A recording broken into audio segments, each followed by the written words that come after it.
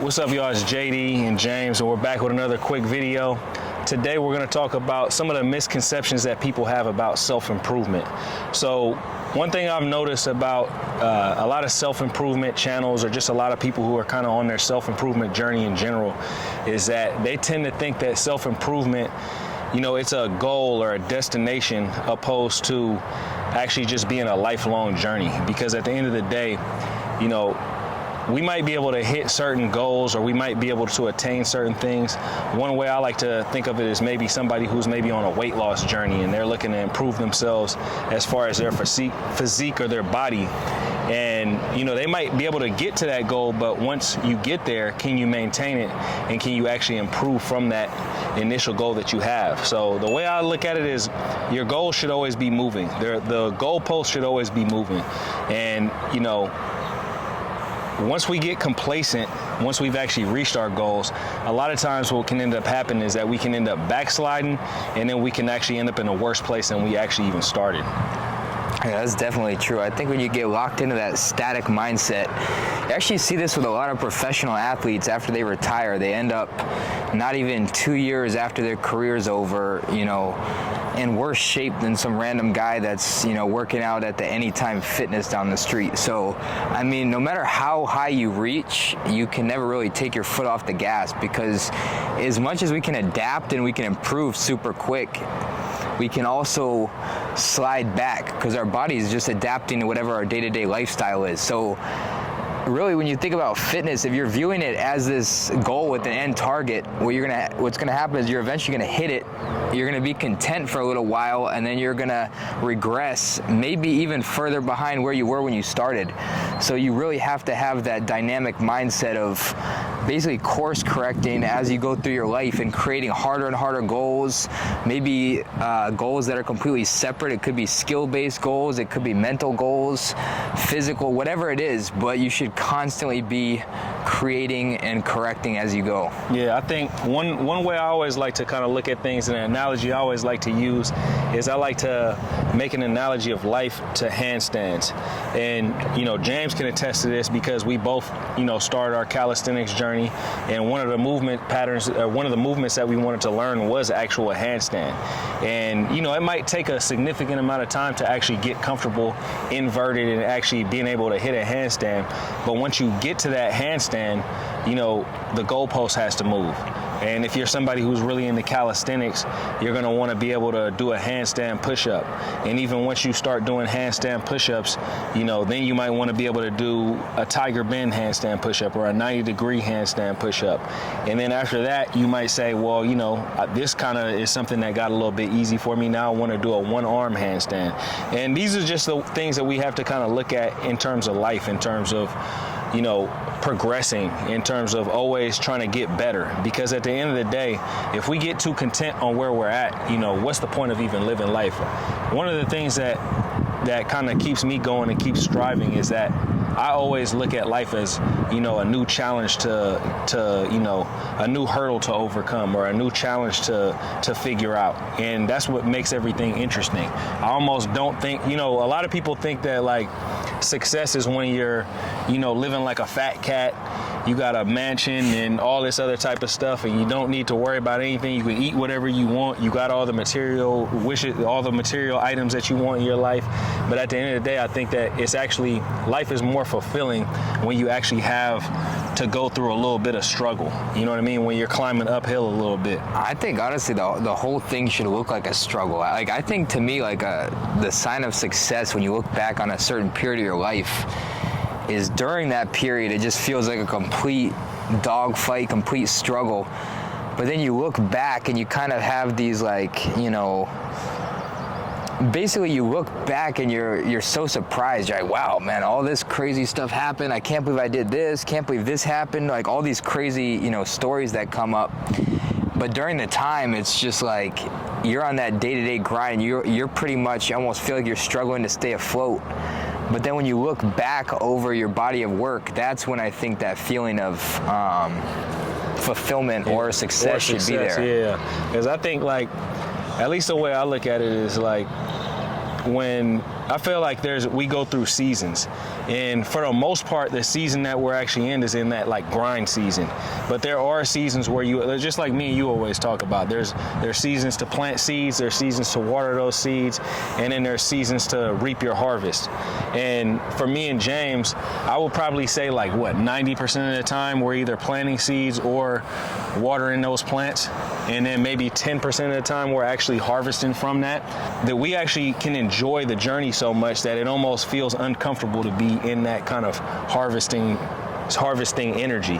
And the harvesting energy that we have is just basically like, me and James this is the third day we've been back together, and we just been having a great time. And I feel like as much as we're still putting in work, we're kind of in a harvest mode because we're having fun while we're putting in work. I think too, I think being like present and congruent with whatever season you're in is actually what makes life worth living, because I feel like it's so easy to get into the mode where it's the grass is always greener. It's time to plant seeds, it's time to put in the work, and you're too busy, lusting after, some goal that's far off in the future versus like actually enjoying that day-to-day grind. And then on the opposite side is you might have like some retired people where they've already kind of, quote unquote made it, but then they're looking back to when they were younger and able-bodied and they got to go up and go to work every day. So just being actually content with whatever season it is right now and accepting it and enjoying it for what it is and not constantly looking to the future or the past. Another thing is like, and this is an analogy I always make, is like we always have to acknowledge our micro victories. And, those are the things that are actually going to keep us going on a day-to-day basis. And for me, those micro victories, like earlier today, I could say that me and James both had a micro victory. And the funny thing is like the energy of us coming together at the same time kind of create some type of energy that, like today, for instance, I'll just share with you guys, we've been working on one-arm handstands. And, for whatever reason, I had it in my mind that I was going to hit the one-arm handstand on this one set that I did. And I didn't hit the one-arm handstand, but this is like day 2 of training it. But I hit it for like 1 second. But to me, that gave me so much energy on that micro victory. It's like I actually held a one-arm handstand for 1 second. And me and James have been struggling with this for the past couple days. And then immediately right after I got finished with mine, James did this exact same thing. So, these micro victories are the things that we're going to have to like really acknowledge. We're going to really just have to tap into that fulfillment of actually just making the little steps, the small steps forward, and not necessarily trip off of going from 0 to 100 in, one day. It's like a lot of times people can get in that mindset. It's like you see things on social media. Like we live in an instant gratification society. So a lot of people can get you to click on something if they say, you can lose 30 pounds in 30 days. If you wear this certain device on your abs, you're going to get a 6-pack. It's going to electrical shock your abs, and then you're eventually going to get a 6-pack. So this is not really what I would consider like self-improvement. That's like fast food. So you don't want to microwave your success. You want to cook it slow. So it's just like, I was just chopping it up with a dude earlier today at a cafe who works as a chef next door to the cafe. And he was talking about he was making some gumbo. And for all of you guys who know anything about gumbo, you don't make gumbo in an hour. Like gumbo is something that takes all day to cook. It might even take a couple days to cook. And then you let it simmer and you let it put all those different ingredients together. And the fact that it took so long and people cook with so much soul, that's the reason why they call it soul food.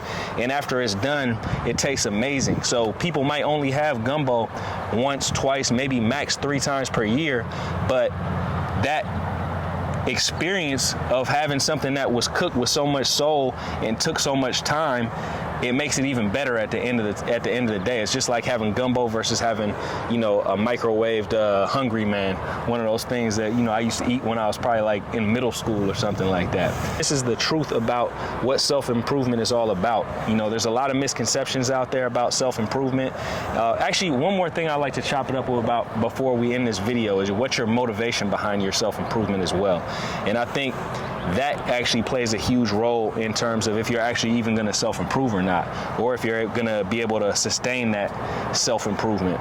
And you know, I coach people online. If you guys are interested, go to calisthenics.com if you guys are looking to get in the best shape of your life. But a lot of my clients come to me for different reasons. Some people just simply want to self-improve just for the sake of self-improving. And I would say that those people who are just looking to go on a journey are usually the people who can be consistent, who can make the incremental changes that they need to, and eventually they can start doing things that they never thought they'd be able to do to begin the process. But then you also have some people who might have a specific reason behind what their self-improvement is going to be about. You know, they might have just went through a hard breakup and they want to get back in shape so they can get revenge on their ex, you know, and then, you know, show up their ex and go get a girlfriend who's hotter than their ex or whatever it may be.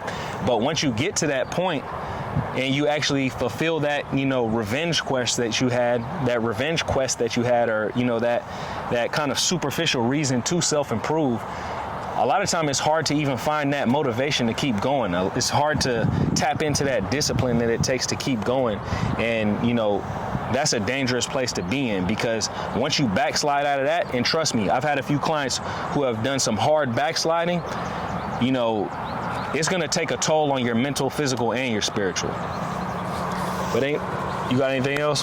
Yeah, no, I was just gonna say, I don't know, for me personally, I think self-improvement is so addicting, because I think what happens is, you know, when you first start your journey, you watch yourself do stuff that you previously could not even think about doing. And I think that's why, to me, fitness is such a beautiful analogy for life.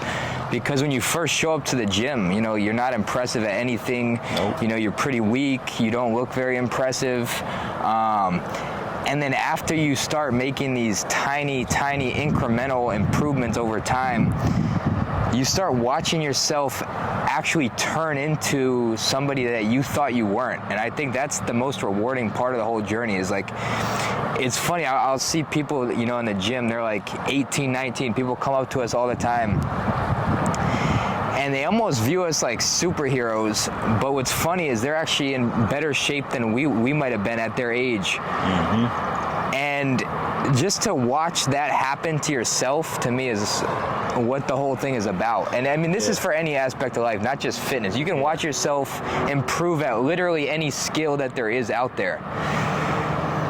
Yeah, no, but guys, that's honestly one of the things I think is extremely important about that, is that, like, there's a cycle of inspiration, motivation, and, you know, completing your goals that comes along with this territory. It's like these guys are inspired by us, and then they end up, you know, moving past whatever we did as calisthenics athletes or whatever field that we might be in, and then they're inspiring the next generation, and you know, it just keeps on going from there, and it just keeps on going from there.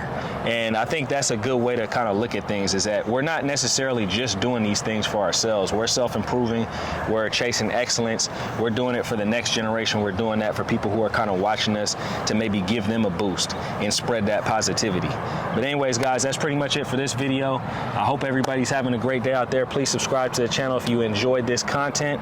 Give the video a like.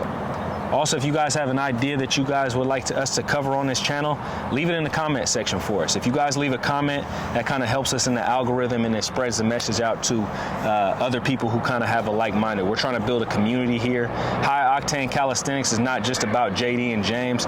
It's about bringing in as many people as possible who have a similar mindset on a mental and a physical level.